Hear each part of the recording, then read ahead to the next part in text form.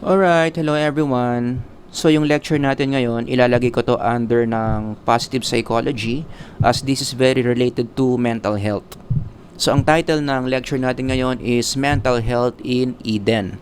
For those of you who read the scriptures, most likely marirecognize yung word na Eden kasi ito yung tinatawag na Garden of Eden. Yan, where everything started, the place of perfection. At syempre, ang main character dyan in the Garden of Eden, i-zoom in natin, would be Adam and Eve. O ngayon, ang tanong, bakit kung ang topic natin is mental health, bakit mo to kinoconnect sa Eden? Because there is a claim that I want to explore between mental health in Eden, which is this one, na pwede ba nating masabi that mental health in the Garden of Eden was in the highest possible level. Kumusta kaya ang mental health ni Adam and Eve? If you ask me that question, I would hypothesize na most likely nasa highest possible level ang mental health nila.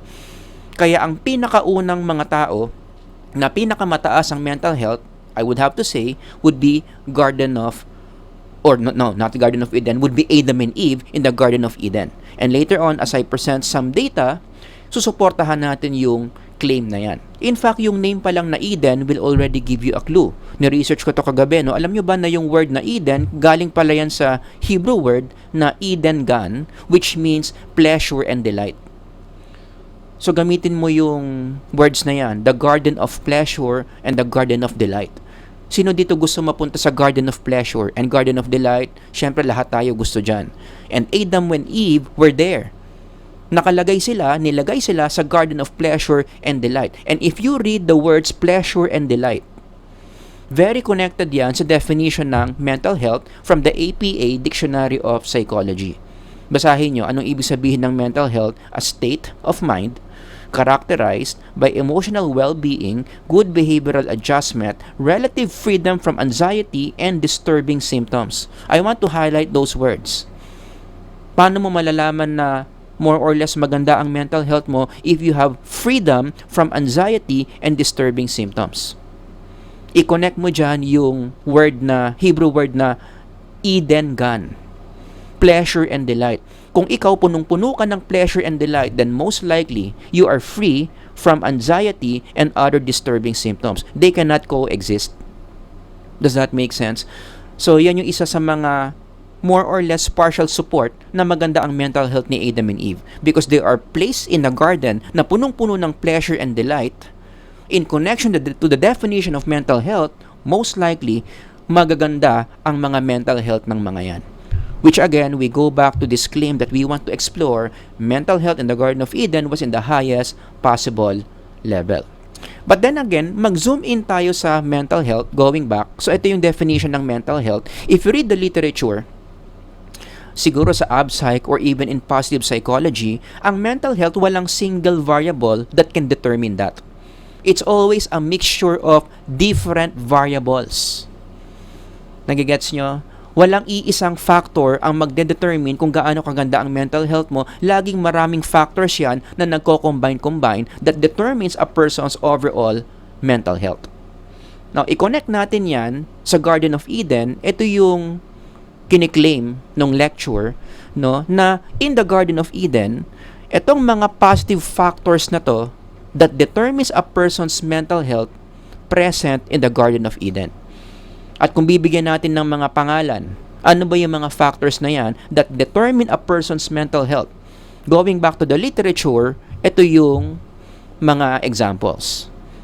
Nandiyan ang hierarchy of needs ni Abraham Maslow, nandiyan ang self-determination theory, yung big three, autonomy, competence, and relatedness, nandiyan ang spirituality, nandiyan ang purpose. Again, if you read the literature, all this combine para gumanda ang mental health ng tao.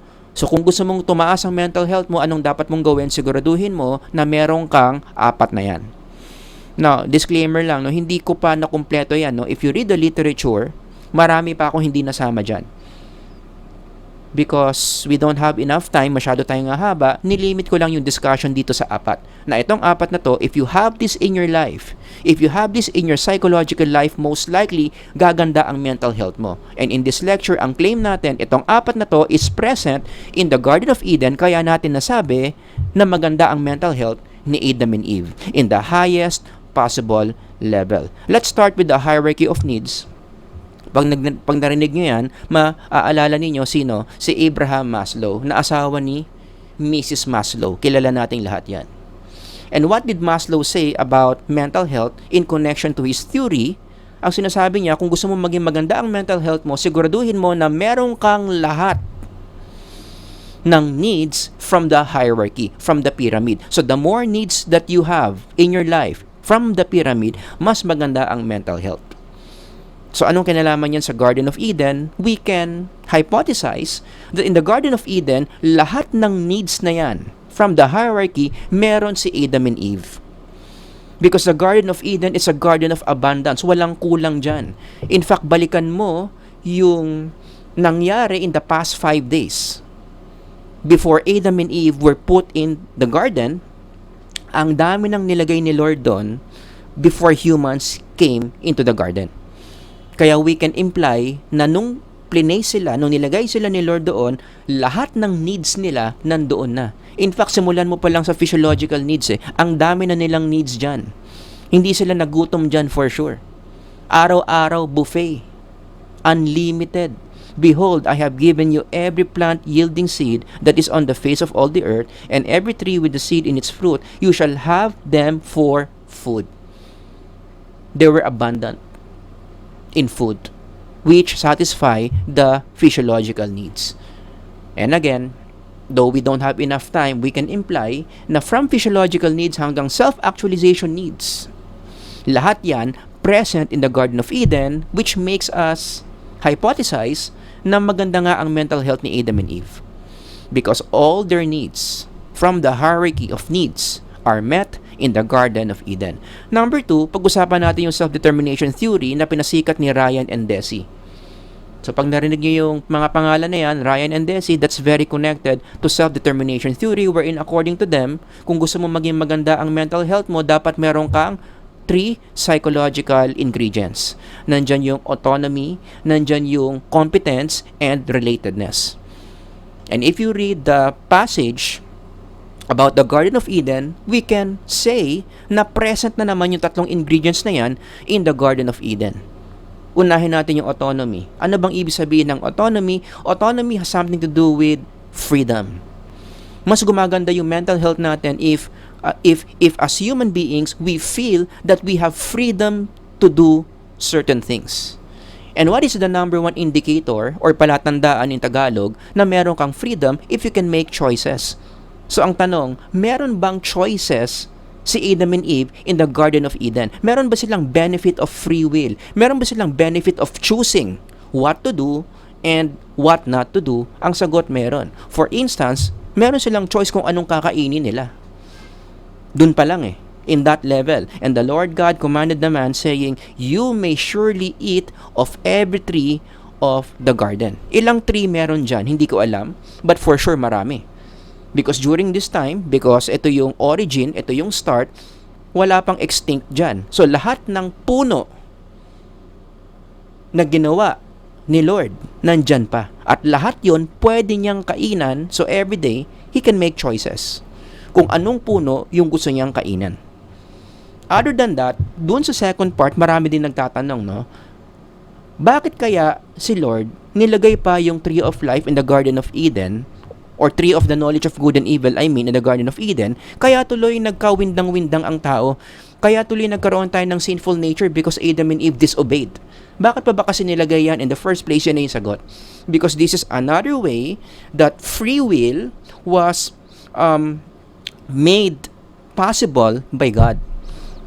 So unang-una sa Adam and Eve, meron silang choice to choose which tree to eat from. Pangalawa, they had the choice whether to obey God or not. Sense of morality.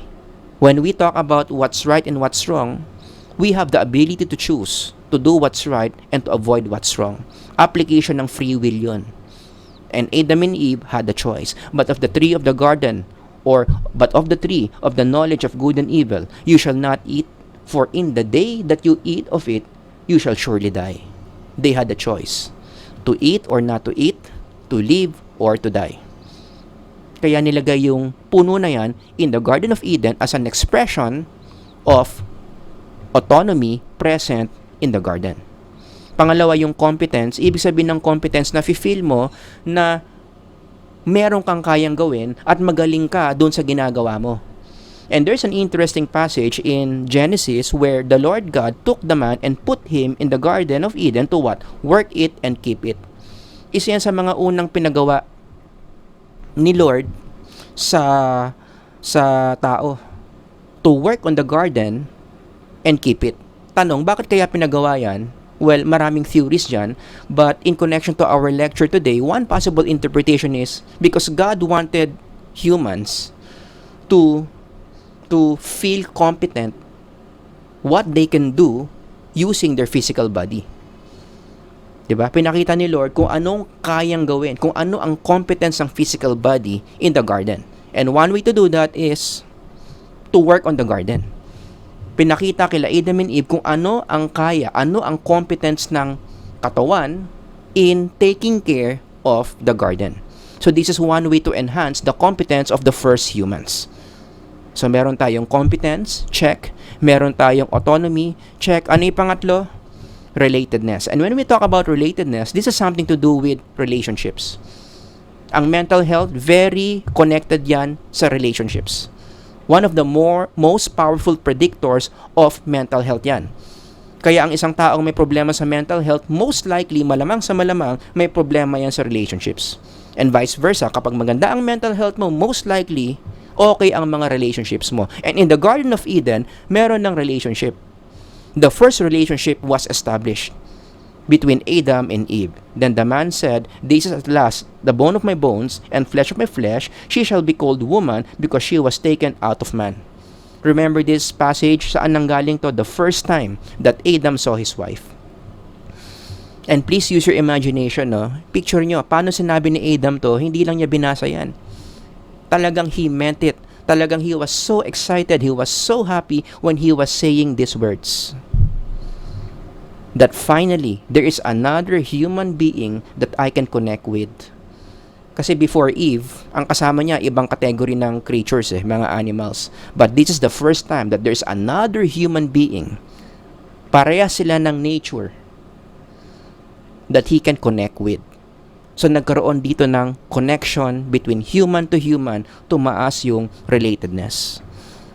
And not to mention, sabi pa dito, therefore, a man shall leave his father and his mother and hold fast to his wife, and they shall become one flesh. It is also in the Garden of Eden that the template for family was first formed. And as you know, if you read the literature on mental health, isa sa mga powerful predictors of mental health is family quality. Gaano kalakas ang relationship mo with your family? Big time yan in determining how good your mental health is. So the template for what a family is first formed in the garden. Does that make sense? So that's number 2, self-determination theory. Punta tayo sa number 3, spirituality, which is another powerful predictor of mental health. Pag sinabi mong spirituality, iba yan sa religiosity. Tignan nyo na lang yung mga lectures ko dyan. But spirituality refers to how connected you are to a transcendent being such as God. In the literature, pag sinabi mo kasing transcendent being, that is an inclusive way of saying all gods. Diba? In other faith traditions. But in the Christian tradition, when you say transcendent or transcendence, it's the same as God. So spirituality refers to how close you are, how connected you are to the God who created you. After all, you were designed to be connected to God. Bakit? Because He created you in His image. Remember that teaching? Na yung essence ng tao is spiritual, just like the Creator that created humans. Pareho tayong spiritual. So when you say God created man in His own image, God created man spiritually. So we are meant to be spiritually connected with our Creator. Yan, that's how the Christian faith would interpret that. Imago Dei. You know, and in the garden, merong interesting passage na nagbibigay sa atin ng clue that humans at this time were very connected to the presence of God. Like for instance, in one passage, and they heard the voice of the Lord walking in the garden in the cool of the day. Although itong Genesis chapter 3, fall of man na yan, may nangyari ng masama dito, but this establishes the routine, pattern that God walks with humans regularly, routinely. That they could commune. I love that word. That they can commune with God without any obstacle. Ito yung panahon in human history na talagang walang balakid, walang blockage, walang obstacle ang humaharang between humans and God. This is a good picture to illustrate what I'm saying here. Na talagang si Adam and Eve, they can freely talk, they can freely express themselves, they can freely be in the presence of God at this time. Ito yung unang form of spirituality. And during this time in the garden, we can say, given this picture, mataas talaga ang spirituality nila, which contributed kung bakit maganda yung mental health nila. And last one, number 4, syempre, merong sense of purpose. If you read the literature on the psychology of purpose, isa na naman yan sa pinakamalakas mag-predict ng mental health. The more you sense na may purpose ka, mas alam mo kung anong mission mo sa buhay, mas alam mo kung ano yung dapat mong gawin in your everyday life, both short-term and long-term, mas maganda ang mental health.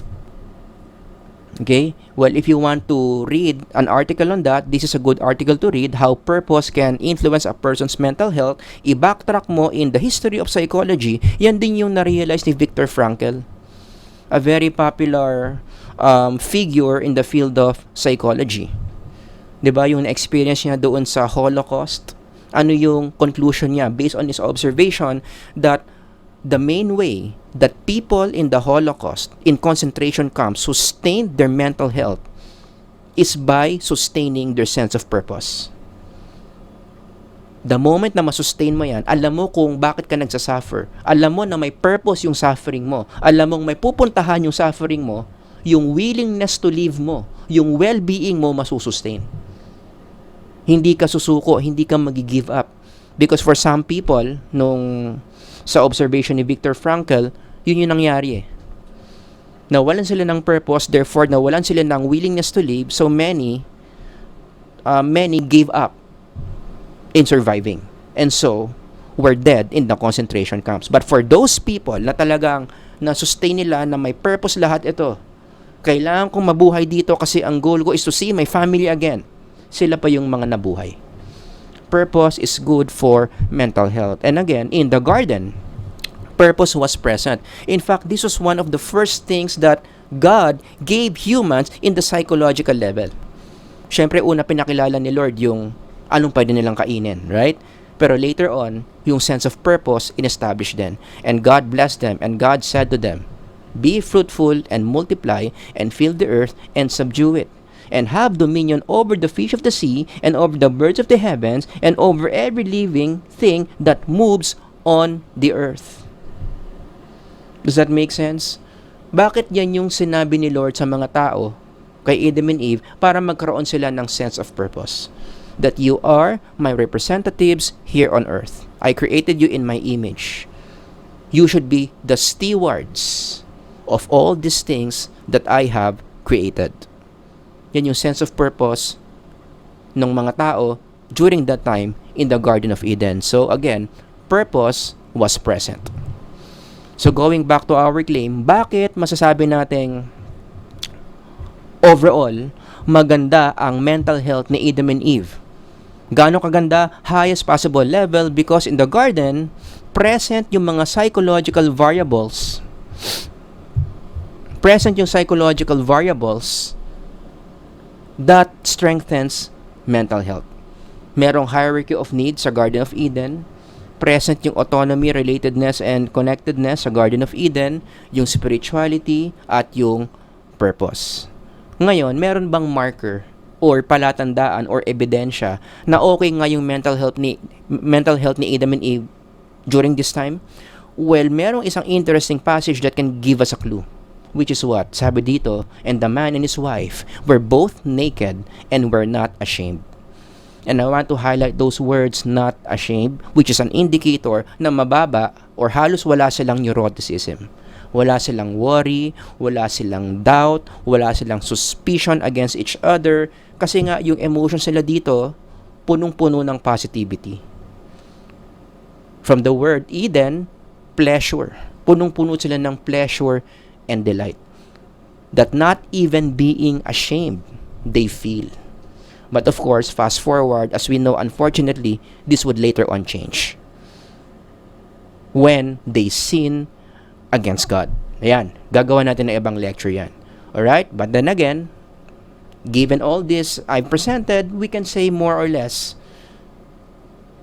na maganda talaga ang mental health ni Adam and Eve in the Garden of Eden. Now, as I end this lecture, let me just share with you, could it be questions? Alam niyo naman ako, whenever I share lectures, marami akong mga natatanong on the side in connection to that lecture. Number one, ang unang could it be ko, could it be, posible ba that sin is a risk factor to mental health? Now, this statement is very unconventional at marami magtataas ng kilay, and for sure marami na naman galit sa akin dito.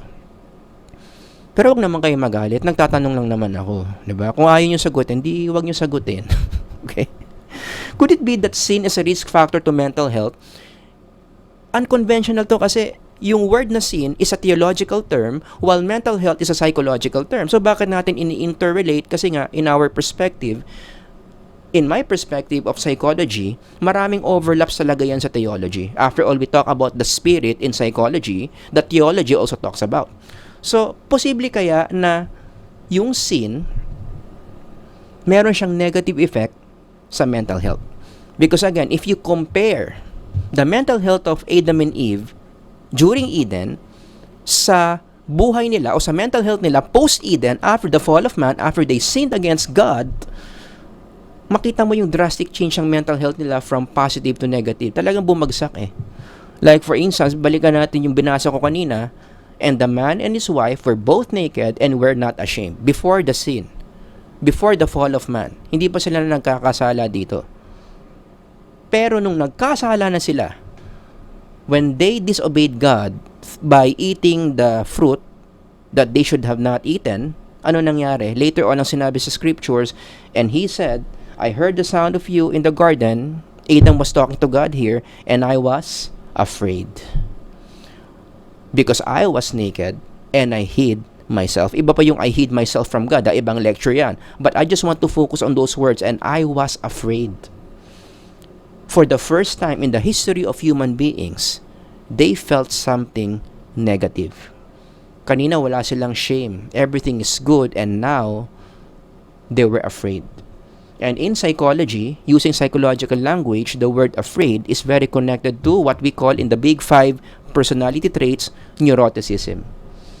And for the psych majors listening now, neuroticism, you know, is very connected to a number of mental health issues. Marami mga sakit sa DSM-5, ang root cause masyadong mataas, naging uncontrollable yung neuroticism.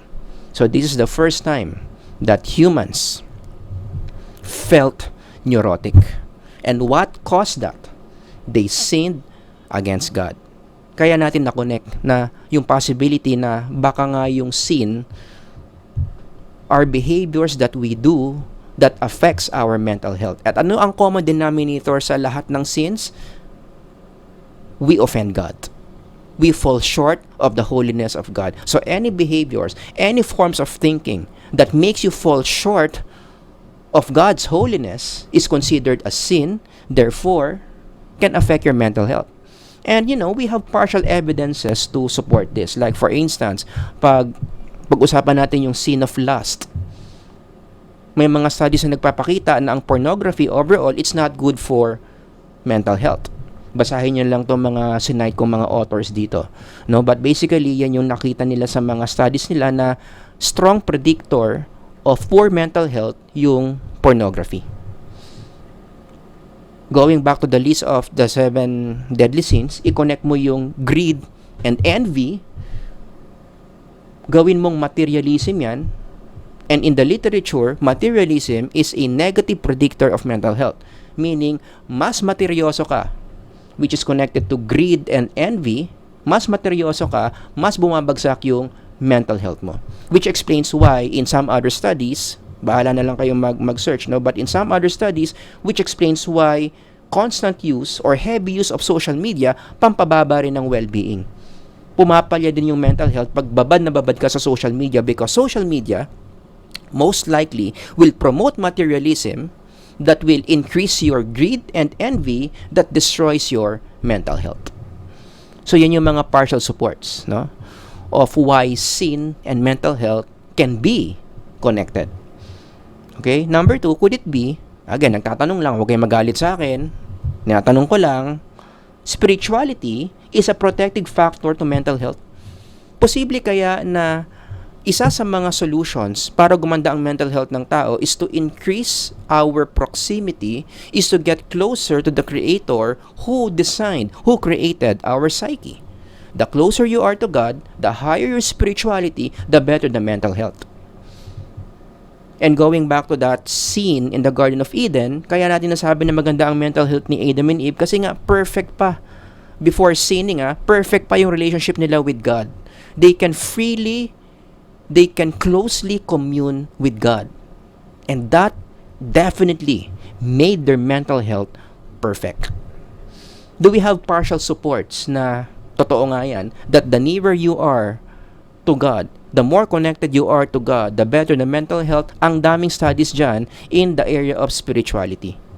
Again, we don't have enough time to discuss everything, pero the fact na nakakabuo tayo ng mga handbooks, the fact na nakakabuo tayo ng mga encyclopedias showing the connection between spirituality and mental health more or less establishes na talagang may connection yung spirituality sa mental health. That spirituality is a powerful predictor of mental health. The closer you are to God, the more connected you are to a deity, most likely gumaganda ang mental health. Of course, may mga magsasabi dyan, paano naman yung mga may religious trauma, ganyan-ganyan. We will talk about that in another lecture.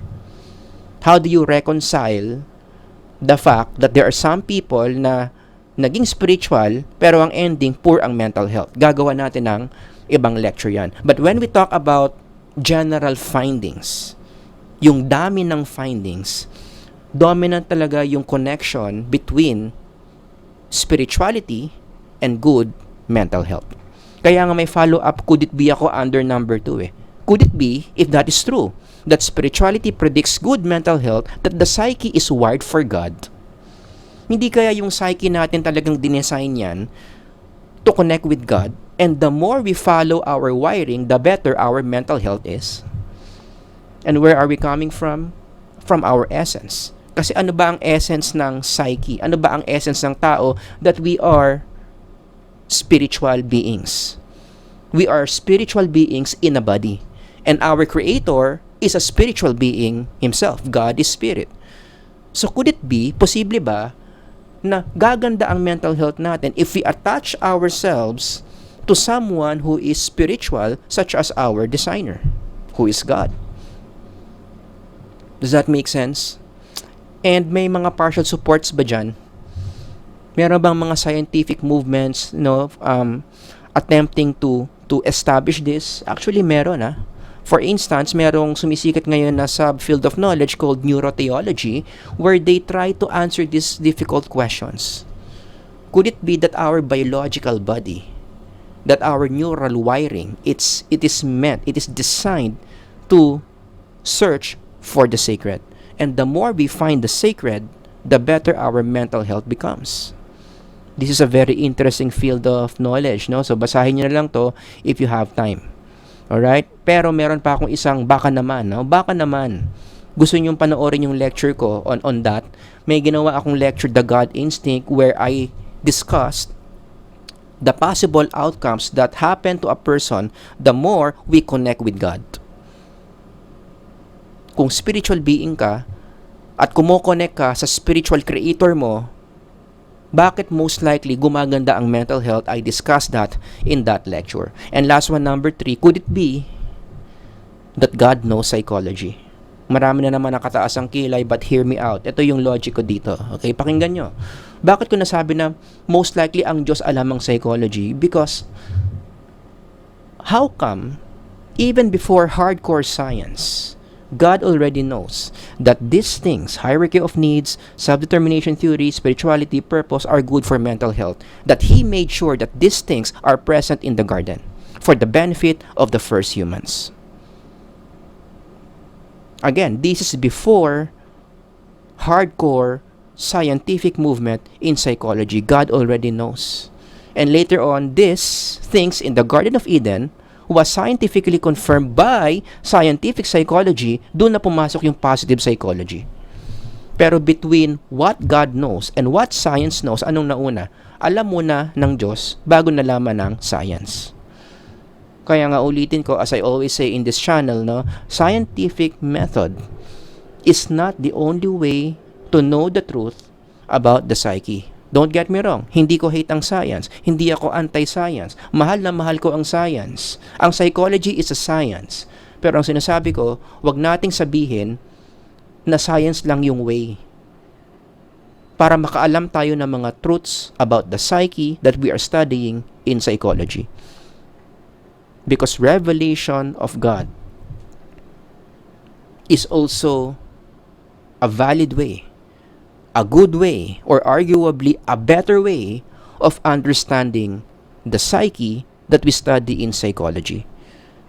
Diba? If you want to know the truth about the psyche, sinong tatanungin mo?